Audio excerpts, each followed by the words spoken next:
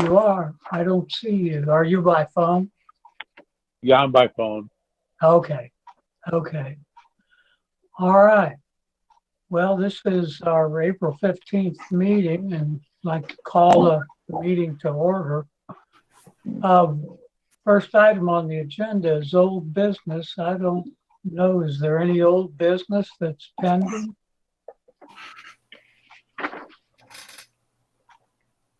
I take it by your sign. There is none.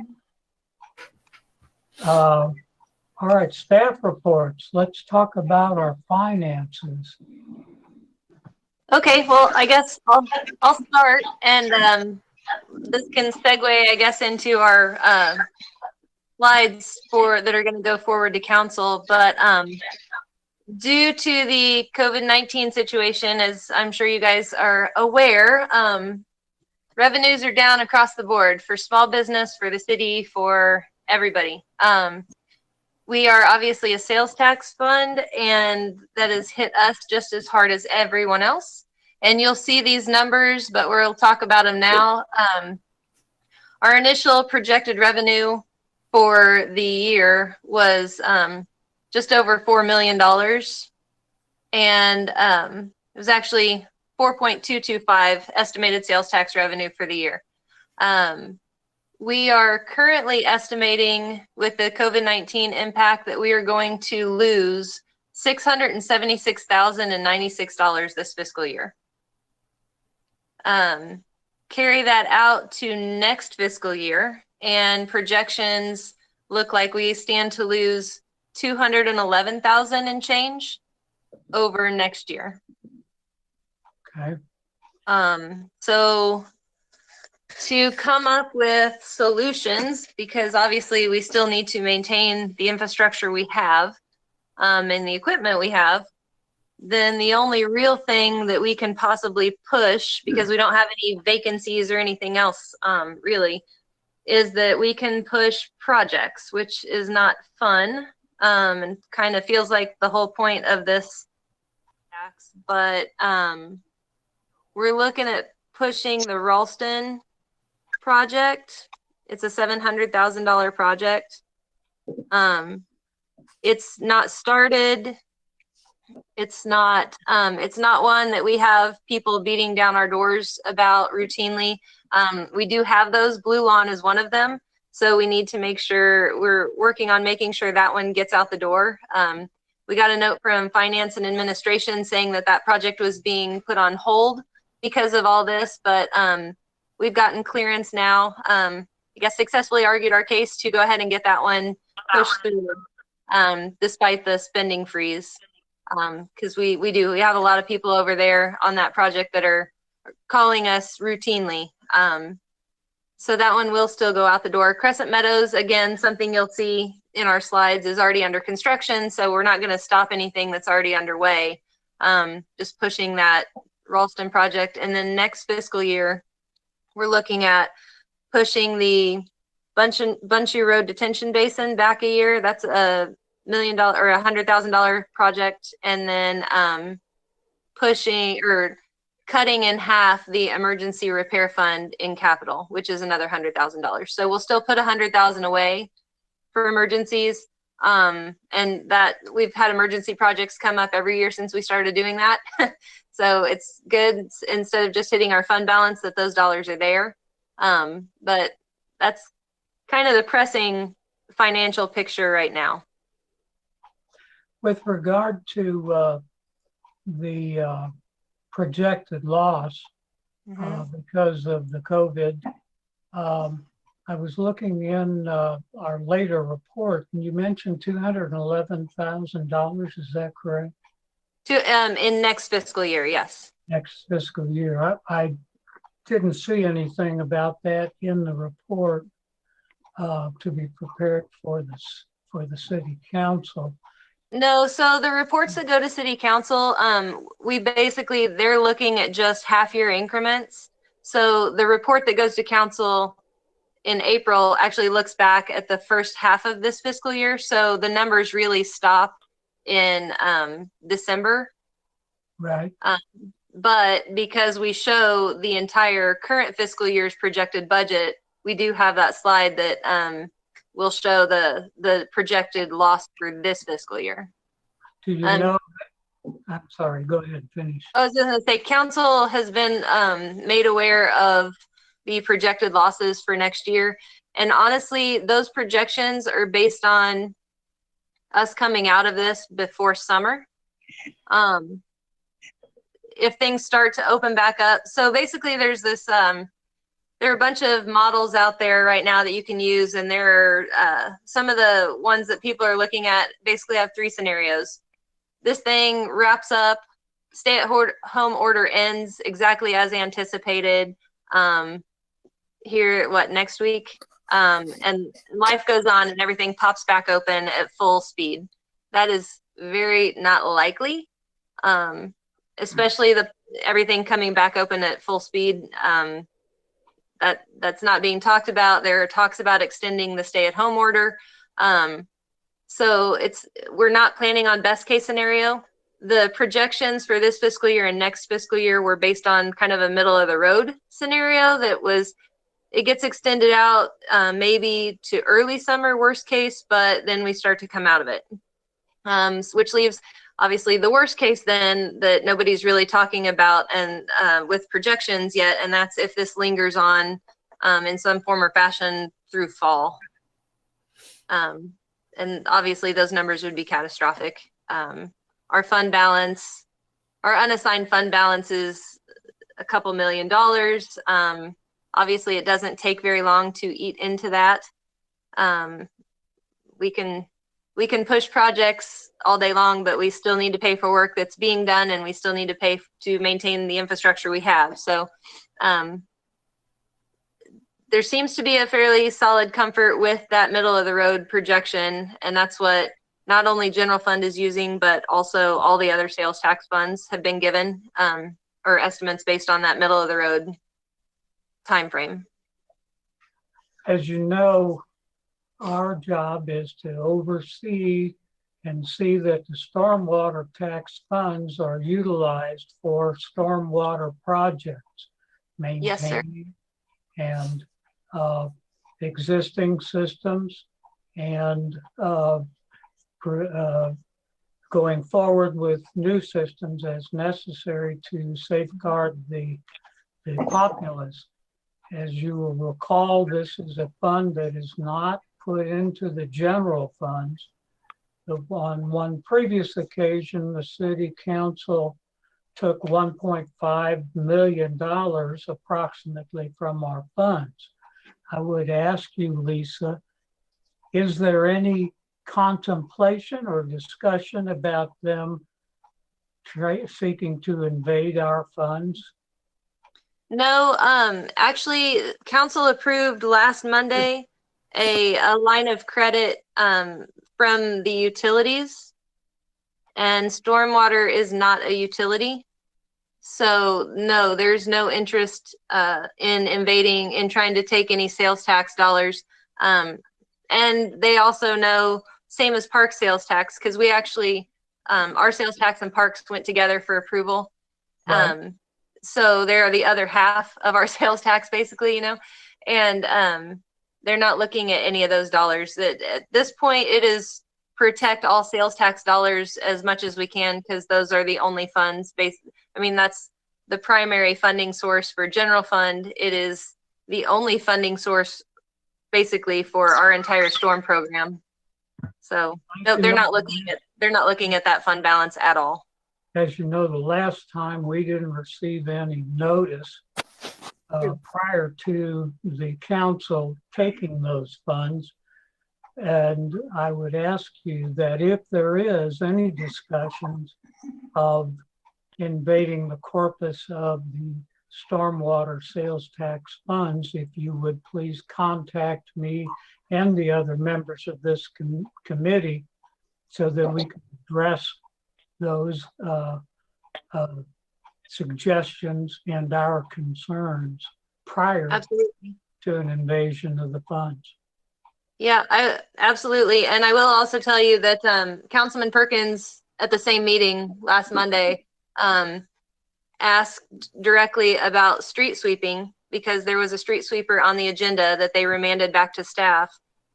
So his point was, if they're not street sweeping, shouldn't they be leaving those WPC dollars alone? So there is some even added protection there that's being looked at by part of council, to just at that operation in general. Obviously, if we don't have the equipment to do it and the work's not being done, to make sure those dollars are left in stormwater. The actual street sweeping, is that controlled by WPC, or is that under Public Works? It's under Public Works, but we ask every year. I asked this year at budget again, if we're going to help with funding it, then could we please just run it? So the budget, I believe, is going to be finalized May 5th. So I might have an answer for you by then. But yeah, I've made that request for the last couple years, because I think we would run it in a slightly different manner, only doing curb streets and things like that for just pure water quality nexus. So. Okay, very good. Thank you. Anything else on our financial picture? Hearing none. I'm going to be on doom and gloom. Are you all finished, Lisa, with the Yeah, finance? I was just saying, sorry to be all grim and doom and gloom, but it's not a pretty picture right now. Yeah, so it appears. Okay, anybody else have anything to discuss under the financial report? Okay, well, let's move on to maintenance. Is that you, Richard? That's me. Yeah. Okay. So, let's see. Well, Jennifer's getting the maintenance report up there. Trying to. I've got mine in front of me. I don't know whether everybody else does. All right. Well, prior to last month, we were doing well and we were on target for all of our goals. As part of our response for the COVID-19 outbreak, we have limited the amount of staff that we're bringing in at one time. And so we're only bringing in about a quarter of our staff, which pretty much puts us basically at keeping the systems running, more or less, so we're not doing any real maintenance, keeping storm drains clean, and that type of stuff, and emergency maintenance is really what we're doing. So in the last 3 to 4 weeks, you should see that pretty much everything kind of dropped off. Prior to that, we were moving along really well. As soon as we come out of this, we will make a concerted effort to get back up to speed and try to catch up with where we are. I can't guarantee that we're going to catch up with our goals this year, but we're definitely going to give it an attempt. Yeah, it's kind of hard when everything's shut down to keep up with the maintenance schedule. It is, especially since basically we're only bringing in about 2 stormwater guys a week. Yeah. Tell me this, Richard. I noticed that there are a number of training hours. It's not excessive. What kind of training do you have for the maintenance people? Mostly the training that we do is safety training, confined space entry training, and heavy equipment operating training. Is that all in-house? Not all of it, no. So for most of the safety training is, the confined space entry is, but for the heavy equipment operating training that we've done in the past, we've had somebody come in and kind of do that. And then we do a scoring, we have them take a test and score out the test and make sure that they can appropriately operate the heavy equipment. Okay, good. All right, anything else on maintenance you want to add? Richard? Nope. Okay, anybody have any questions for Richard? Anybody want to add anything or question anything? I have 2 questions. My first question is, I'm sorry, I'm just drawing a blank. I'm so sorry. My first question is that have we noticed just in the short time that we've been quarantined, like has there been more dumping into the waste water, or are we noticing any bigger problems with that, or do we feel like the PR that the city council has released is enough, or do we need to suggest to the city council that we need to beef up the PR about the grass clippings and all of that? I saw that one piece came out with the water bill, reminding people not to dump into stormwater. But I just wanted to make sure, like, are we seeing an increase, or are we seeing it steady? Do we need to beef up that PR? Just trying to think ahead. Generally, our biggest problem is in the fall when people have leaves falling, and a lot of times they do blow those intentionally into the road and into storm drains. At this point in the year, it's really the very beginning of mowing season. We haven't noticed anything significant. So on the sanitary side, we've seen some difference with everybody being home, but on the stormwater side, we haven't seen anything. Okay. I just was wondering because I caught someone literally dumping oil and grease into the stormwater. It was just a tiny little bit, but I was like, "What are you doing?" Oh yeah, if you see that in Independence, definitely give us a call. Absolutely. Well, I think I must have scared the bejesus into them, but I was just like, no, I said on wastewater. Well, so that was my first question, just to make sure that PR is up and running and that we feel it's adequate. My second question is kind of going back to Lisa and what you were asking, what you were stating about the budget.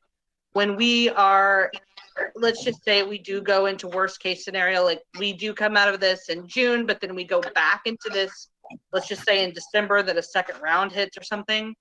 Are we on the back end preparing an emergency strategy for what that will look like going forward, since this is kind of unprecedented, like history right now? I mean, are we looking forward at all? I'm just Everyone.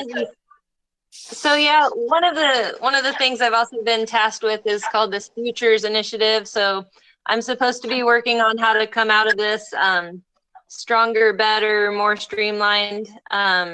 So yeah, part of that is looking at things like soft opening the city. So think like turning on a faucet instead of just everybody goes back to business as usual, just doing things like health screenings and things like that. But the realistic thing about pandemics is they do come in waves. History has shown that plenty of times. So yes, there is absolutely talk and planning about and trying to stay in as much in communication we can with health organizations as possible about what those waves are anticipated to look like, how severe. We're tracking our health director, Christina Heinen, is every day on calls multiple times a day with the state, with the county, looking at testing procedures, what's new, what's current, how many kits are out there, how many cases there are. I mean, we get a daily update of how many cases there are in the county, how many cases there are in Independence, and things like that. That probably won't stop for a long time. But then from a financial perspective, yes, we're assuming that the attempt will be to try that soft opening to lessen any more financial blow from other ways that will be coming. I think social distancing, like when we do open back up, one of the recommendations is, as you've seen, if you've gone to the grocery store, the hardware store, anywhere else, all those places that have 6-foot lines taped down on the floor and things like that, we'll be moving to some kind of system like that, definitely. I mean, we're going to have no choice just to keep social distancing as a part of it. I felt like I just needed to throw those questions out there. I appreciate both you and Richard answering. Thank you. No problem. All right, any other questions, Richard, regarding maintenance? Anything anybody else would like to add? Any of your observations? Well, I for him? am curious, is there any way they can do some of the training that they would ordinarily do now, like online like this? So when they can go back to work, they can hit the maintenance stuff. Not really. Normally, we have a safety meeting every Thursday morning when we're showing up at work as normal. We have a safety meeting, go over safety issues with the guys. the other stuff for confined space entry, that is actually entering the confined space and going through the whole thing, as well as equipment operating. They're actually operating the equipment and out there hands on. So there's not really a way to do that online. And I'm not even, I don't even know how we would be able to easily facilitate that with that many people either. So, I but was mostly just curious. hands on. Yeah, I kind of figured that, but Yeah, we actually posted a picture on Facebook. It's government, government workers week or whatever, and we were just trying to show pictures of our crews that, hey, even though everything's shut down, the city is still out there working for you and everything like that. And we got some backlash even over a picture of our guys working, because they're like, well, they're not in face masks and they're violating the 6-foot rule. I'm like, there are just certain things about what we do that if we're going to clean sewers and we're going to repair broken mains, that require us to violate those rules. So it's unfortunate that we can't do everything distance, but we are trying as much as we can to do the office work and the things like that, to get way ahead right now so we can hit the ground running with maintenance when we can get back at it. right. All right, thank you. Anybody else have anything with regard to maintenance? I got one thing for Rich. Here on Southwest or South Washington Avenue, the stormwater project behind the cinema. We got people dumping trash and debris on the south and north side of the area. I guess they're literally backing their trucks up and just dumping trash in there. That's our Washington Regional Detention Basin, Rich. Yes. Yes. Okay. It's behind the old cinema building. Yep, that's the Washington Regional Detention Basin. We've had problems with that in the past. That's one back there behind Nolan Fashion Square. Yes. Yes. Okay. We'll have someone come over there and take a look, see what we can do about getting that cleaned up, and then try to get it stopped. A lot of that, though, it's hard to catch them, but we'll definitely try. Yeah, it's not really bad right now, but it's started, so it's going to continue if we don't do something. Oh, they absolutely, yeah. When they start, it grows. So Yes. Yes. cool. Thanks for letting us know. We'll get on that one. All right. Thanks, Rich. Yep, you're welcome. Mr. Martin, is that detention basin on our project bar chart somewhere? What's that? Is that on our bar chart?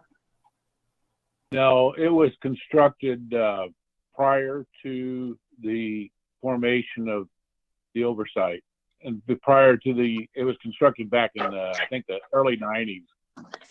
Okay. Okay. It was done actually by the developer at the Nolan Passion Square at the time. Aha. I think in conjunction with that development. Good. Good. Glad to see somebody else paying for a detention basin. Anything else about maintenance? All right. Well, Mr. Martin, you're on stage. Tell us. If you could bring up the bar chart. Pardon? If we could bring up the bar chart, page 7.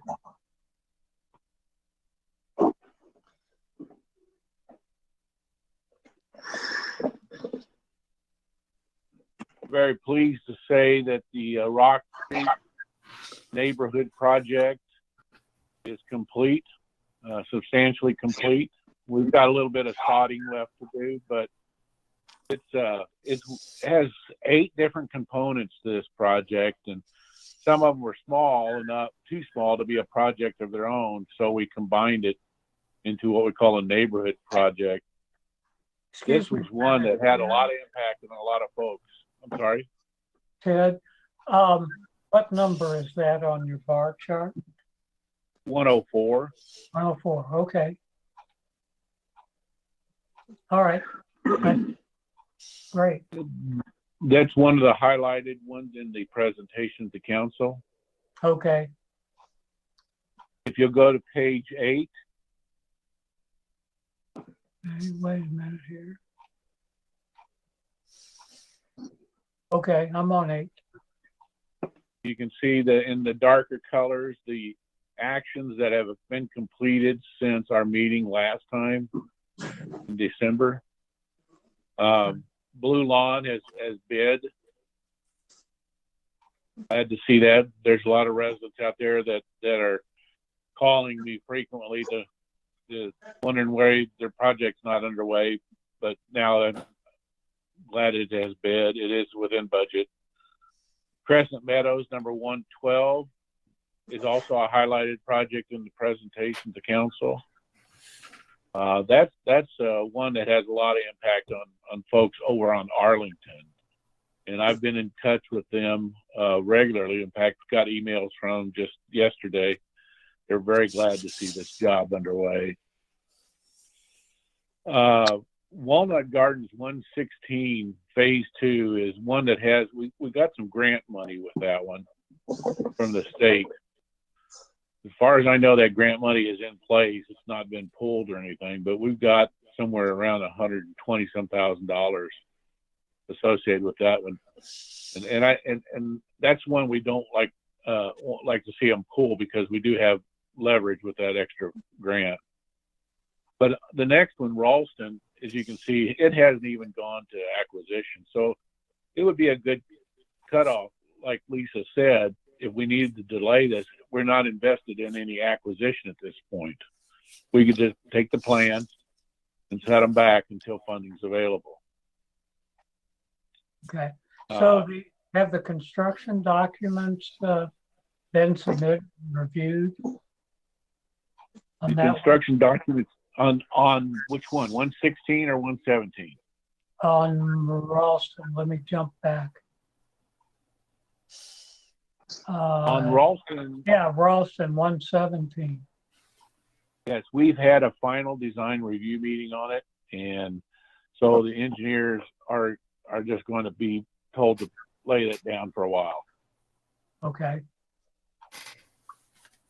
116, the one before then, yes, the plans have all been reviewed, and it is in ease of acquisitions.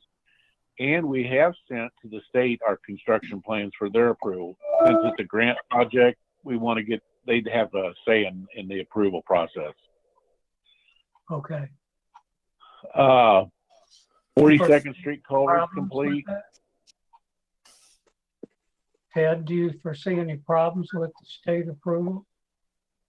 No, I certainly do not. Okay, good. We used to get these state grants back in the early days of the program. It was an ongoing program with Missouri Department of Natural Resources, where first-class communities in the state of Missouri received grants for stormwater funding, and we got grants for this for probably 4, maybe 5 years in a row. But their sales tax dried up somewhere in around 2006, and we haven't seen any at all until last year, and about a year ago is when we got our first letter, and we applied for and received a grant for Walnut Gardens Phase 2, and we got a letter last fall, and I am working on submittal to the state for also a grant on number 121 Bristol Stormwater. That's about $120,000. Okay, So with the situation that exists now with shortages in sales tax, I'm sure we're not going to get any more grant money for a while. okay. Well, I tell you, hopefully, the general populace, our citizens are like me. They're making to-do lists of all the things I need to buy so that when they lift this, I can go on and splurge. by things like, I've got one project held up by a 2.5 inch 5/8 bolt, but my wife won't let me go to the hardware store to get it. So I'm making a list. Buy an independent. Oh, yes. Yeah. No doubt about that. Okay. Anybody have anything else with regard to any questions for Ted in particular about our capital improvement projects? Okay. Hearing none, let's move on. We don't have it on our agenda, but in terms of new business, does anybody have any new business they'd like to bring before the committee? I got a question for Rich about Manor Oaks. I think he's emailed me. I was just wanting to be brought up to speed on that. I was out campaigning before the stay-at-home order, and I met this individual. I'm not going to give his address, but it's at Shady Bend Drive in Oak Ridge Road. He's on the northwest corner, and I guess stormwater pipes collapsing on the edge of his yard out by the road. And by what he's told me, the city has said it's his responsibility. I was wondering if someone, Rich, you could bring me up to speed on that. What's going on? I can field that one. Or Ted or Rich. We've all had a hand in it. So that actually has been going on as long as Rich and I have been here.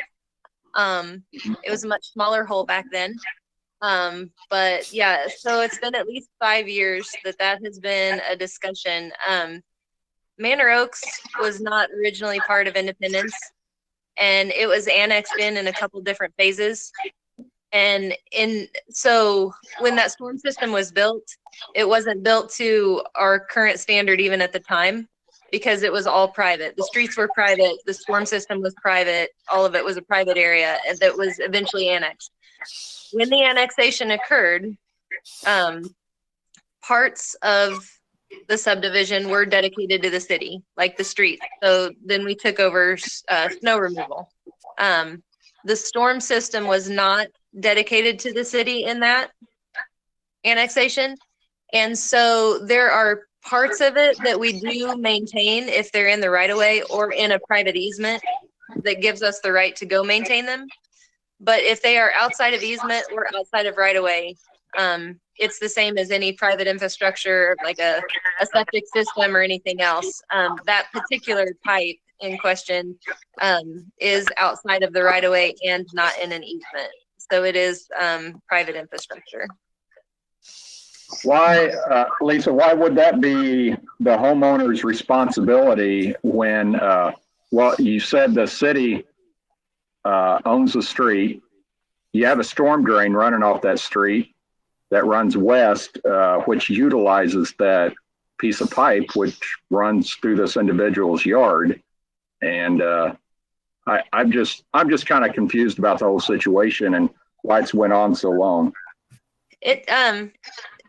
Well, partly because it's also in litigation. So I guess I should tell you that. I understand that. I was supposed to actually spend my day in deposition on that today, but with the stay-at-home order, that deposition didn't happen. And actually, the lawsuits, there was a statute of limitations issue, and then it's been dropped once, and then it's resurfaced. I'm not the attorney on the back end, so they have more details than I do. But at the end of the day, it is just, like I said, we have through town lots of public infrastructure, especially in storm. Storm is very gray. It's not nearly as black and white as sanitary. There's private going into public, public going into private all through town. There are private storm systems throughout town, and it would be the same situation for them if it's either maintained by the HOA. Oh, that's another one, like regional detention basins in the Blue Mill subdivision. They have basins that are falling apart. and they have a defunct HOA. Unfortunately, it is, those are still private infrastructure. If we don't have an easement and it's not in right of way, we'd actually technically be trespassing to touch it anyway, even if they ask us to. So then the question becomes, do we, and that's actually what the lawsuit's centered on, trying to make us take over the system. The last estimate I heard was to bring the Manor Oak storm sewer system up to the city standard, was going to be over $1 million project. From just a fund balance perspective, that's half of what we have for our entire fund balance. Doing that would effectively obliterate our reserves. Well, I don't expect that, Lisa. I was just, have you seen the pictures I submitted to Jennifer? I've been out on that that site several times. Yeah, that line's going to collapse. It kind of reminds me of the Sugar Creek situation at a smaller scale. I mean, it's just a matter of time before it's going to affect people down line, even out there on Chrysler. And that's always been part of the problem, and was definitely part of the problem over there with the smokestacks or whatever it was they used over there at Northern and 24. Yep. Yep. I mean, we were eager to go there and fix that problem, but Sugar Creek wouldn't let us. Yeah, we didn't.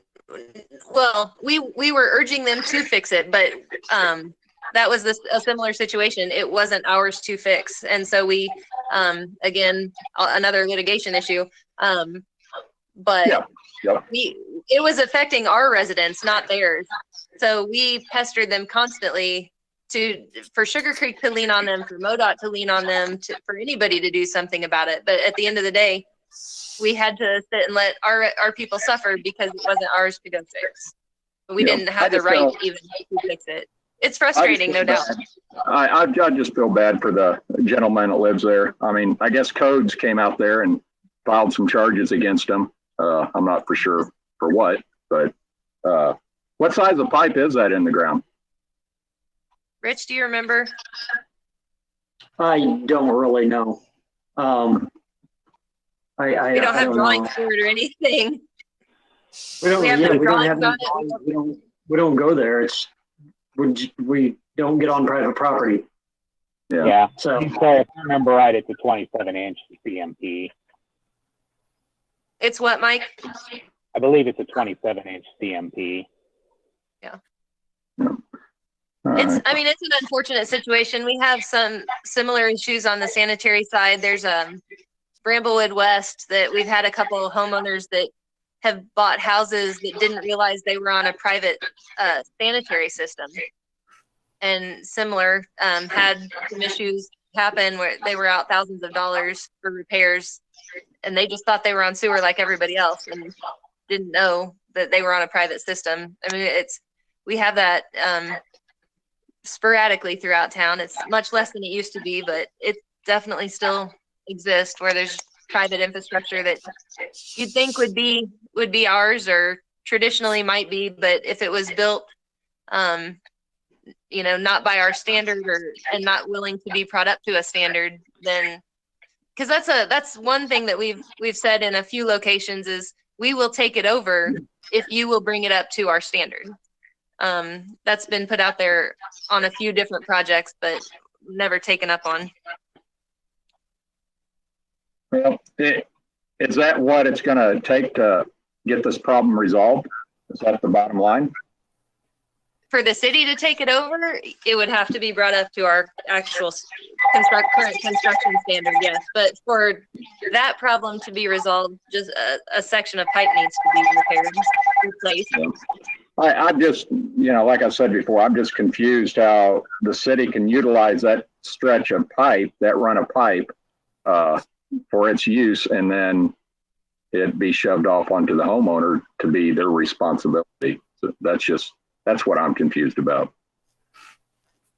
Let me add something. You may not be aware of this, but the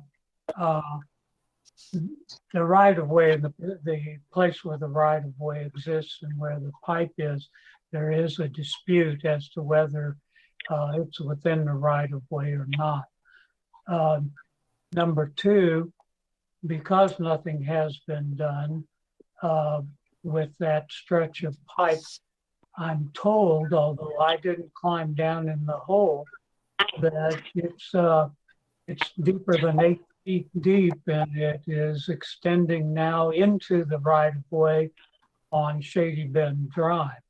So I think maybe it would behoove to have somebody go out and at least look at it to see if the street's going to cave in.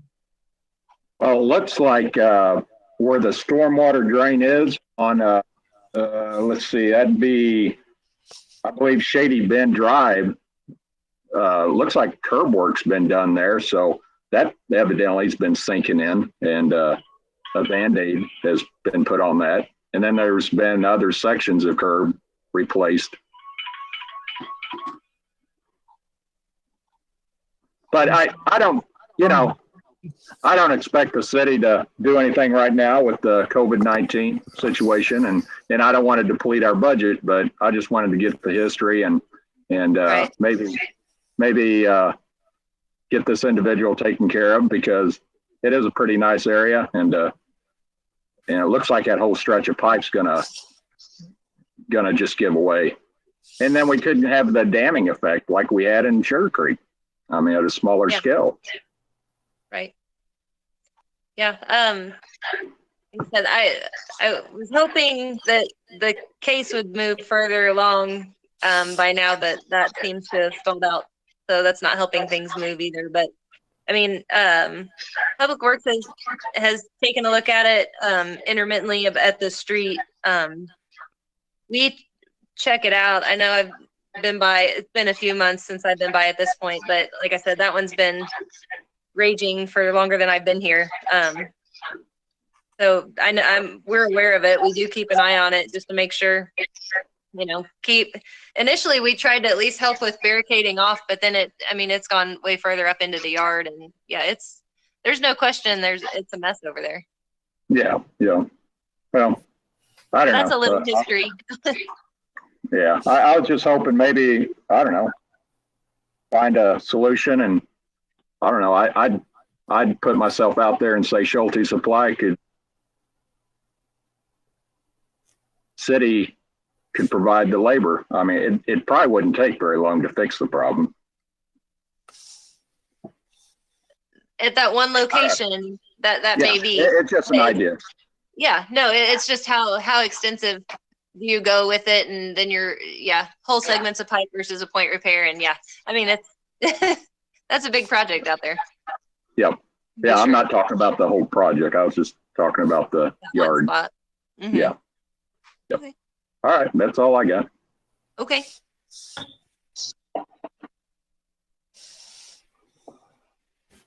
All right. Anything else? Any other new business? Any comments, observations? If not, I'll entertain a motion to adjourn. I'll make a motion to adjourn. Second? Is there a second? Second. Okay, all in favor? Aye. Opposed? Just want to say what an incredible job you guys are doing. Thank you so much for all your hard work. Yeah. Thanks for being willing to do this virtually during this time. Well, that means double cookies next time. Yeah, Yeah. I'm always good for double cookies. all right. Ladies and Bye, gentlemen. everybody. Thank you, everybody. Thanks all. Yeah.